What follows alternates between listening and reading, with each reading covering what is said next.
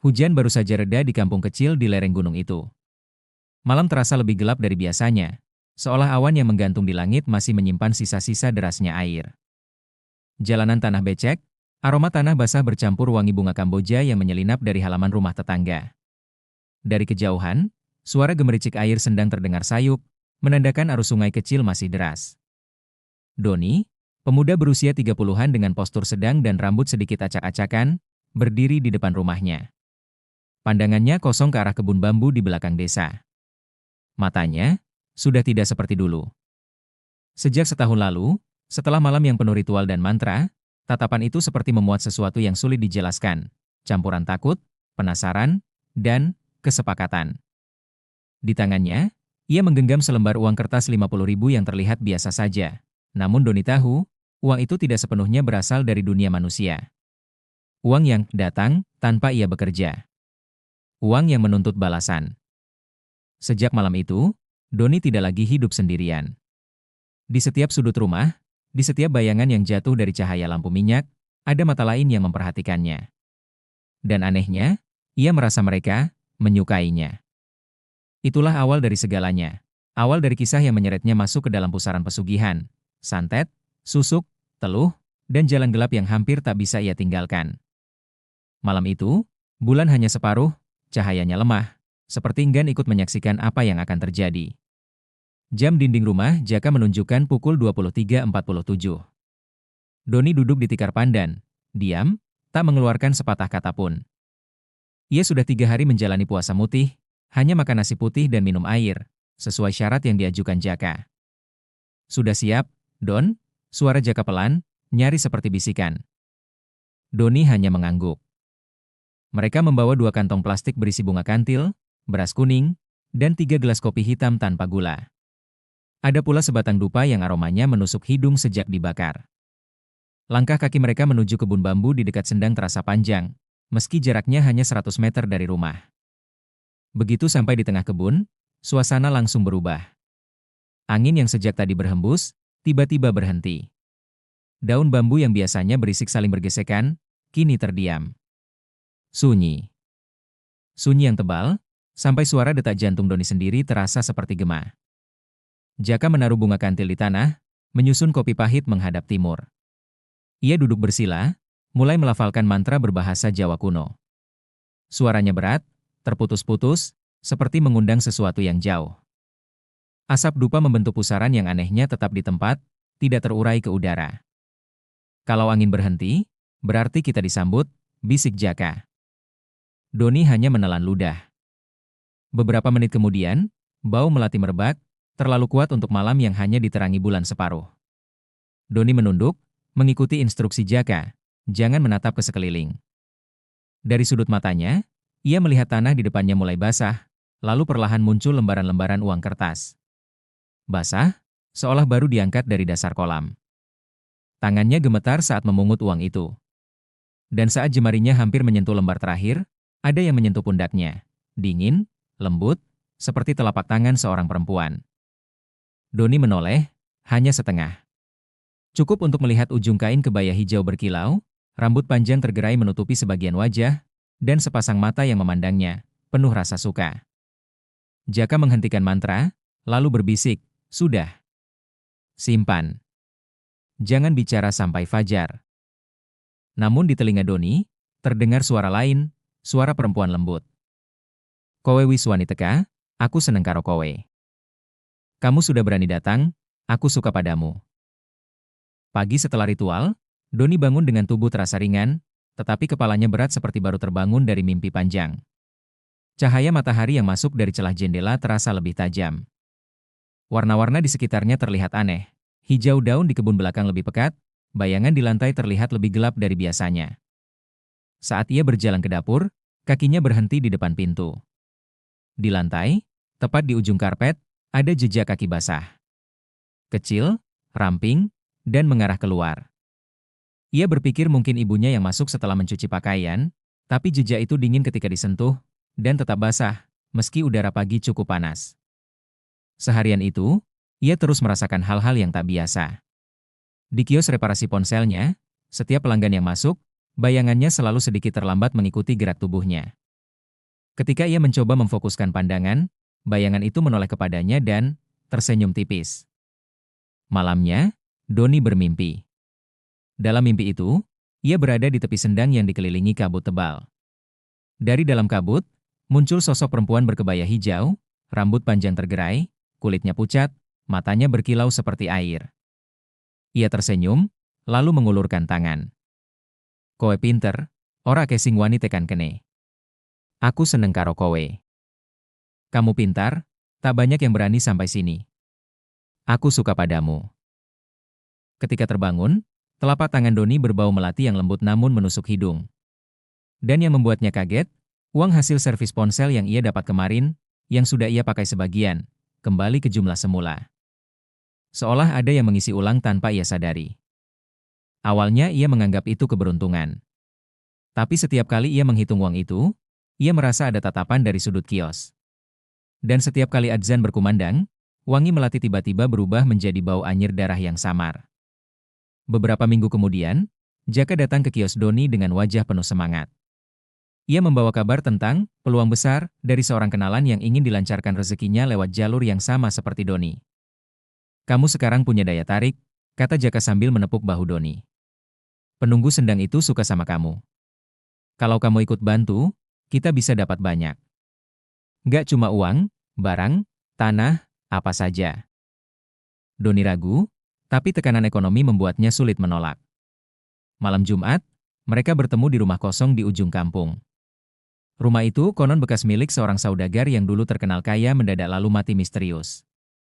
Ritual kali ini terasa berbeda. Udara di dalam rumah dingin meski semua jendela tertutup rapat.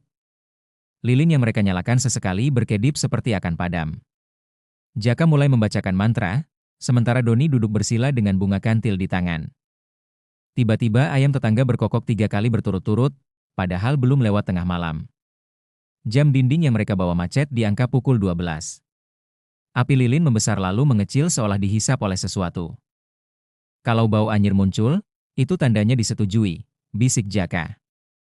Dan benar, bau itu muncul. Anyir seperti darah, bercampur aroma melati yang menusuk. Dari lantai, muncul jejak kaki kecil, kali ini mengarah ke Doni. Saat ia menunduk, di bawah cahaya lilin ia melihat bayangan perempuan berkebaya hijau berdiri di belakangnya. Senyumnya manis, matanya teduh, tapi ada kilat aneh di sana, seperti seseorang yang menyimpan rahasia kelam. Malam itu Doni pulang dengan hati gelisah. Dalam benaknya terngiang kata-kata ayahnya yang sudah meninggal. Nak, rezeki dari jalan gelap selalu menagih. Tidak hari ini, tidak besok, tapi pasti. Beberapa hari setelahnya, ibunya jatuh sakit.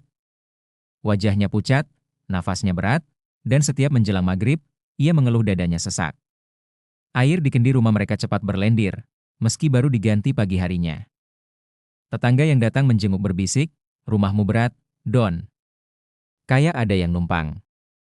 Malam itu, Doni mulai merasakan bahwa kesepakatan yang ia buat mungkin tidak sesederhana menerima uang dari tanah basah. Ada sesuatu yang menunggu, dan yang ditunggu, mungkin nyawa orang yang ia sayangi. Hari-hari setelah ritual di rumah kosong itu, suasana rumah Doni berubah.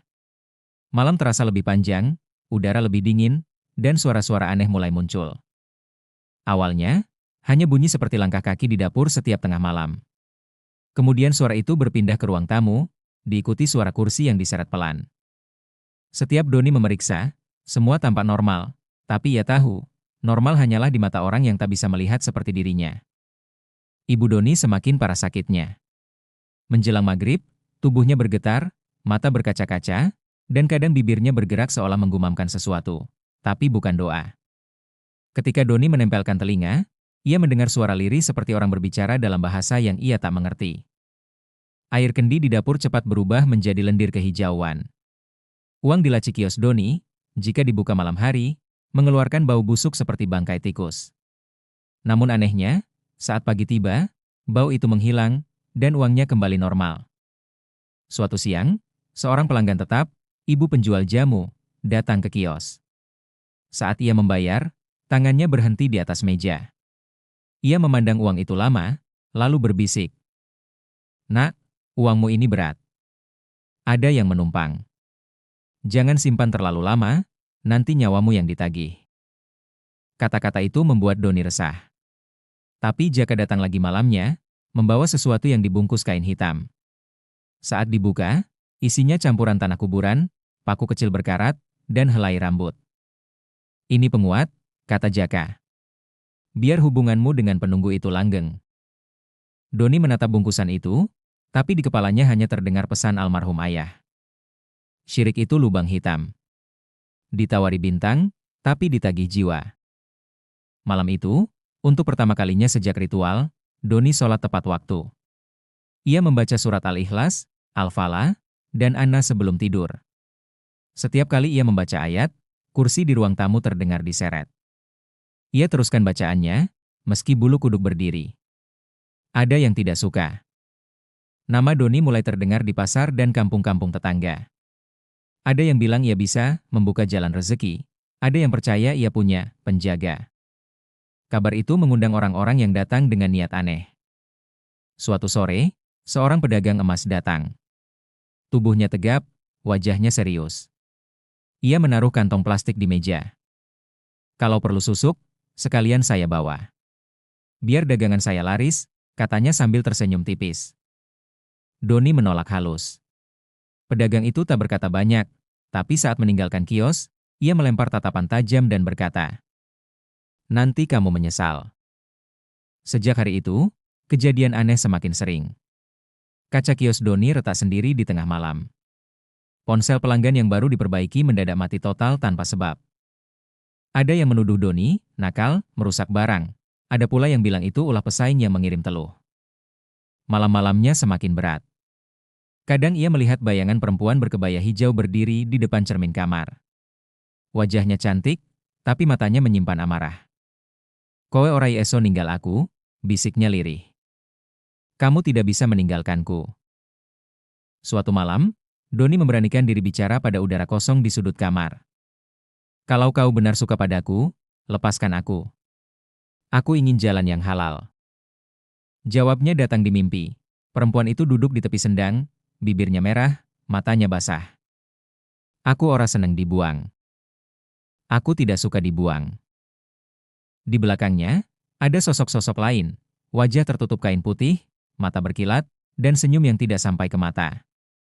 Mereka mendekat, perlahan. Doni terbangun dengan napas terengah. Mulutnya berbau melati, tapi rasa di lidahnya getir. Ia sadar, hubungan ini bukan cinta, melainkan ikatan yang akan menyeretnya, jika ia tidak segera memutusnya. Pagi itu, langit masih berwarna abu-abu ketika Doni memberanikan diri melangkah ke rumah Ustaz Aziz, pengasuh majelis taklim di kampungnya. Langkahnya berat, seperti ada yang menahan di setiap sudut jalan. Udara di sekitar terasa panas dan pengap, meski matahari belum menampakkan diri. Di ruang tamu rumah Ustaz, Doni menceritakan semuanya. Tentang ritual di kebun bambu, uang yang muncul dari tanah basah, perempuan berkebaya hijau yang menyukainya, dan gangguan yang semakin menjadi-jadi. Ustaz Aziz hanya menghela napas panjang. "Nak Doni, yang gaib itu nyata. Tapi Allah jauh lebih nyata. Banyak orang tergelincir karena ingin cepat kaya. Ingat Quran surat Luqman, jangan mempersekutukan Allah. Perjanjian yang kamu buat harus diputus, dan satu-satunya jalan adalah kembali ke Allah." Proses ruqyah dimulai sederhana. Doni diminta wudhu, lalu sholat taubat 2 rakaat. Setelah itu, Ustaz Aziz membacakan ayat-ayat ruqyah, Al-Fatihah, awal surat Al-Baqarah, ayat kursi, lalu diakhiri dengan Al-Ikhlas, Al-Falah, dan An-Nas. Ayat-ayat itu dibaca pelan tapi tegas, menggetarkan udara di ruangan. Segelas air putih di depan Doni ikut dibacakan ayat-ayat tersebut. Setengahnya ia minum, sisanya dipercikan ke setiap sudut rumahnya nanti. Baru sampai bacaan ayat kursi, tubuh Doni mulai bergetar. Matanya terpejam, nafasnya berat. Dari dapur terdengar suara duk. Seperti benda jatuh. Lampu di ruang tamu berkedip 3 kali. Doni mual, lalu muntah lendir bening yang berbau melati. Ibu Doni, yang selama ini sakit, duduk di sudut ruangan sambil menangis dan beristighfar. Tangannya gemetar, tapi wajahnya terlihat lebih segar dari biasanya. Jika ada kiriman santet atau teluh, ia akan lemah oleh zikir dan sholat, kata Ustaz Aziz. Tapi kamu harus konsisten. Jangan buka pintu itu lagi. Malamnya, ujian datang. Tepat pukul 2 dini hari, pintu kamar Doni bergetar hebat. Dari balik cermin, muncul rambut panjang yang menutup wajah cantik, tapi kali ini matanya merah darah. Kowe milih ninggal aku? Kamu memilih meninggalkanku? Doni menutup mata rapat, membaca ayat kursi berulang-ulang. Udara di kamar mendadak dingin seperti berada di dasar sumur. Cermin berembun dari dalam, lalu terdengar bunyi cerak, retak halus seperti kulit telur. Beberapa hari setelah ruqyah, kabar buruk datang. Jaka ditemukan pingsan di kebun bambu dekat Sendang. Kulitnya dingin, bibirnya kehitaman, matanya terbuka tapi kosong. Warga yang membantunya pulang menemukan botol kecil di saku celananya, berisi campuran air keruh, paku berkarat, dan serpihan kain kafan. Di rumah Jaka, terselip di bawah bantalnya, ada gulungan kain hitam yang diikat benang merah. Di dalamnya, sepotong kuku manusia yang sudah menghitam. Warga sepakat itu, air kiriman, media santet atau teluh. Jaka selamat setelah diruqyah oleh ustaz lain, tapi kondisinya lemah. Saat Doni menjenguk, wajah Jaka pucat dan suaranya serak. Kamu kuat karena disukai, katanya lirih. Aku cuma numpang, sekarang mereka minta gantiku. Doni menggenggam tangannya erat. Bukan kuat karena disukai, Jak. Kuat karena Allah yang menolong. Kita harus berhenti. Jaka hanya menatap kosong, bibirnya bergerak tapi tak bersuara. Malam itu, Doni pulang dengan hati berat. Ia langsung menggelar sajadah, menyalakan lampu di semua sudut rumah, dan membaca zikir hingga subuh. Uang hasil kiosnya yang pernah ia curigai, tidak wajar, ia keluarkan. Sebagian dikembalikan pada pemiliknya, sisanya ia sedekahkan ke masjid. Sejak malam itu, rumah Doni lebih tenang. Tidak ada lagi bau melati atau anyir yang datang tiba-tiba.